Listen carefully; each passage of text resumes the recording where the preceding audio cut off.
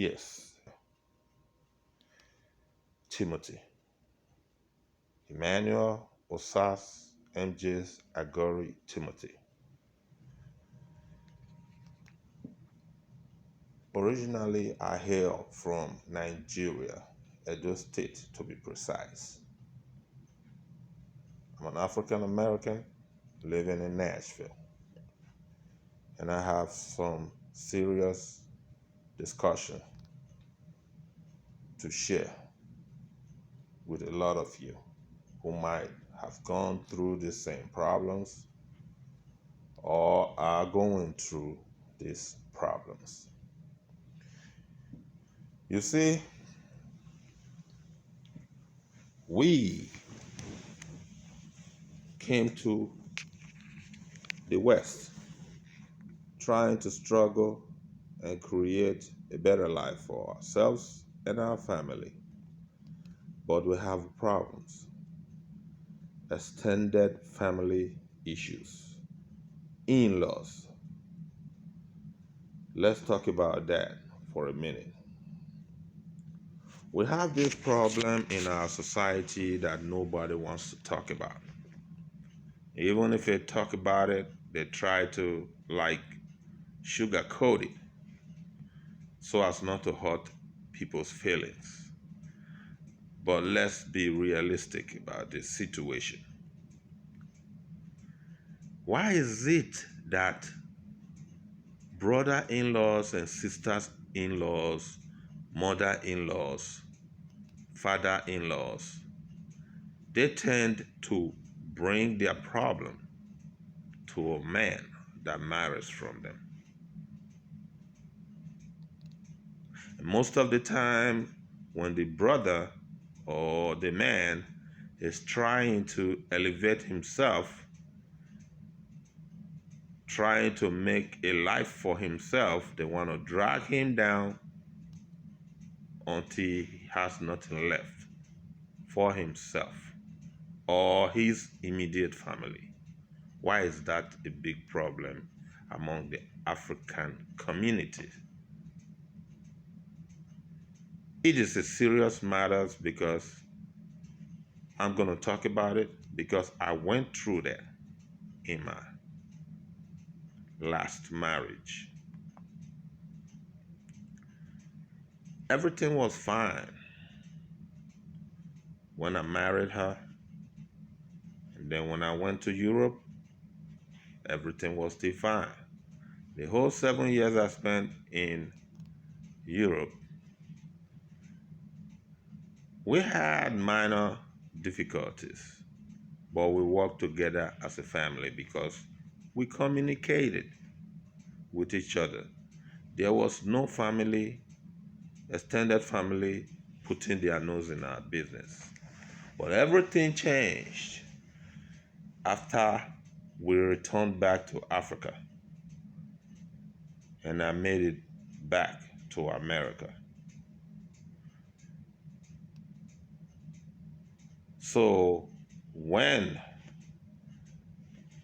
my late ex-wife decided to come to America, she did not wait to get a visa. She hit the road. Even when I did not actually invite her, she hit the road. And several times she had to cross from one country to the other, and I became the cash cow to foot the bill. That went on for a while. At the end of it all, I ended spending over $16,000 for her to get into this country. And when she finally got into this country, because of her getting into the country without the necessary documents, visa, they were planning to deport her. So I had to hire the services of 2 lawyers. Had to constantly drive from Nashville to Memphis to attend court sessions because of this. When they finally completed the case and she became legal in the country, things was fine. I bought a house in Antioch, Tennessee, 1204 Orchard Mountain Court. Was a big house. I lived there with her and my young son, MJ's. After that, made an arrangement to get my daughters down here.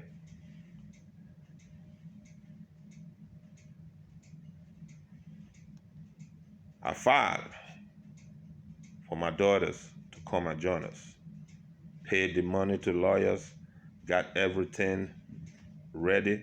After 2 years, sister-in-law had to follow my children to the appointment at the embassy. After they did that, the visa was issued for my children to come down here.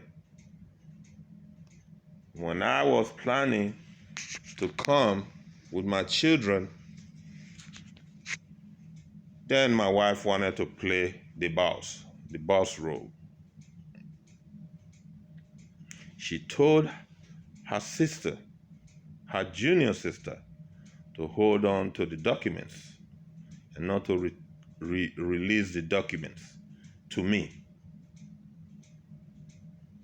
so that I can take my children down to Nashville, until I had to involve another uncle of hers on her father's side, who happened to be a CP, Commissioner of Police in Lagos, until I had to involve him in it. And he was the one who finally talked my wife down to hand over the documents to me before she did that. That's how our problem started. Now, when I finally got back to Nashville with my children, with my 2 daughters, everything was fine. We were living a good life until she got sick and I lost my father in Nigeria at the same time.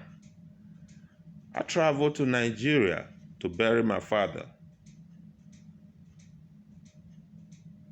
when they diagnosed my wife for colon cancer.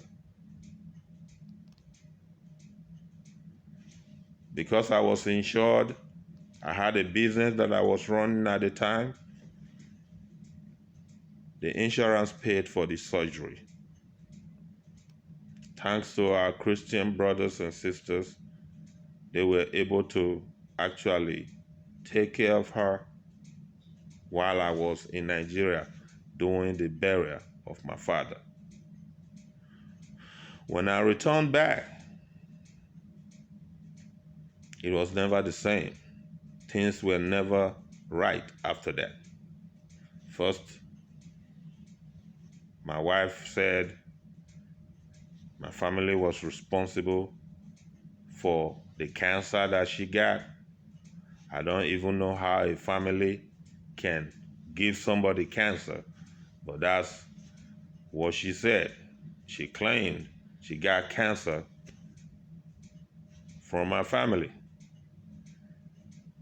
And then she started making preparation for her sister to come to Nashville to assist her with the children.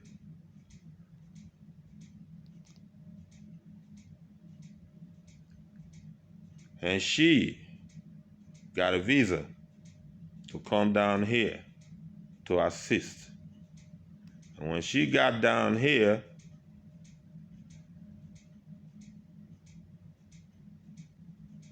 she started conniving with her own sister and trying to get rid of me from my own home.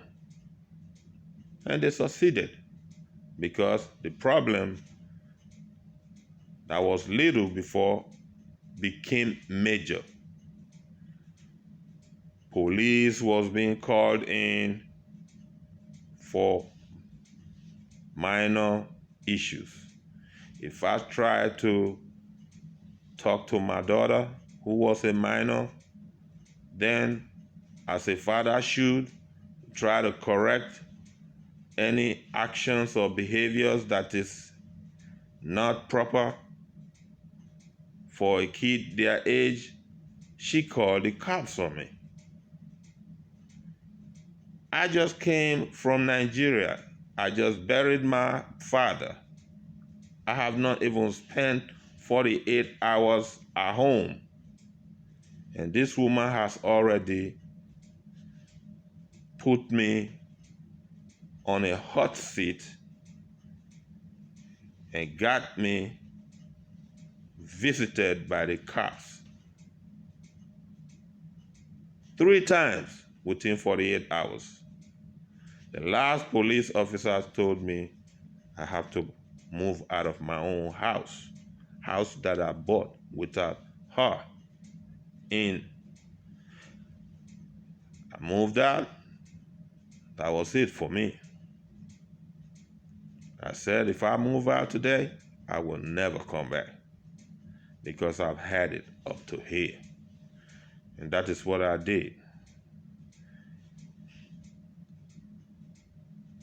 They were happy because this gave them now the whole house, but they have forgotten the fact that America, it works differently from Africa. A house is only owned after you have actually paid all your mortgages. You paid it up. You paid your house completely. You don't owe a dime on it. If you still owe some money on it, the house belongs to the bank. There's nothing you can do about it. If you miss your mortgage payment, you will see that you really don't own their house, because they will come and take that house from you and put you out in the cold. They don't care. They don't play. So that is what happened with the first house. The first house, I was put out. I had to stay in a hotel for 3 weeks before I was able to get an apartment, which I lived in for like 4 or 5 years. While I was in Nigeria, the business that I was running, was closed down. So when I came back, I was like, okay, there is no need to start any other business at the moment. So I just worked around the clock, paid my child support as the court made it, filed for a divorce, though it was against my religion. I needed my sanity back, so I had to do that. And when I did that, I was trying to start afresh. I was actually excommunicated from my worship. I was disfellowshipped, and I had to stay like that over 10 years because everybody painted me to be an evil person, not knowing all the facts. The in-laws, my sister-in-law, they were working at it, conniving with their sister, finding ways to make sure my life was hell. I went through all kind of insults. This is somebody that I put up in my own home when she came from Nigeria.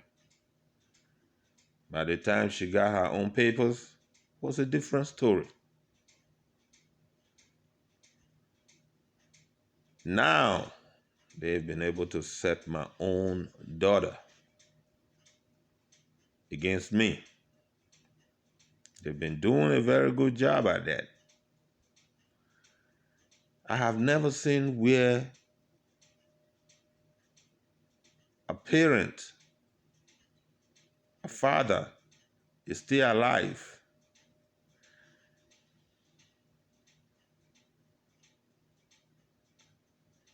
The sister-in-law will be trying to claim guardianship of your own biological children. They have been using the system, using the court system, the social system. They've been using all of them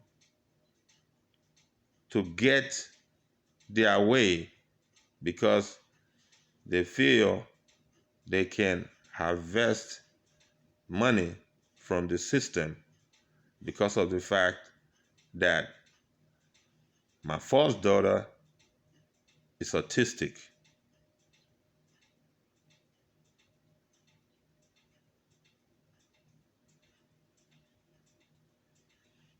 And my son got disability, sickle cell, and asthma. So they look at them as a cash cow. They go to the court and said that their sister wanted them to be the one to take care of my own children. They've been working the system very well, trying to get all the custody handed to them.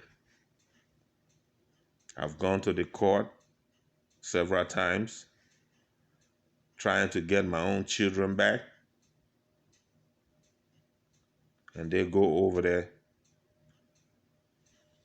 try to talk my son into telling them he wants to live with them. And he said he wants to live with both sides of the family. Now the court has made it. My son comes to live in my place for 1 week, then goes to live with my daughter the next week.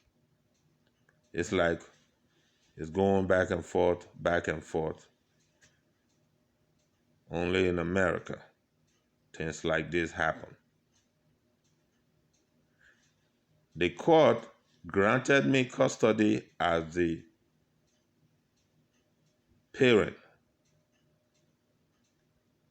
But because of the fact that they were not satisfied with the judgment, they used the social worker and the court clerks, who were all females, tried to talk me into accepting my son to spend time with the sister so that it would be like a joint custody thing, which I agreed to because I felt I was doing my son a favor for my son to be able to be close to the sister, not knowing they had an ulterior motive why they came up with that.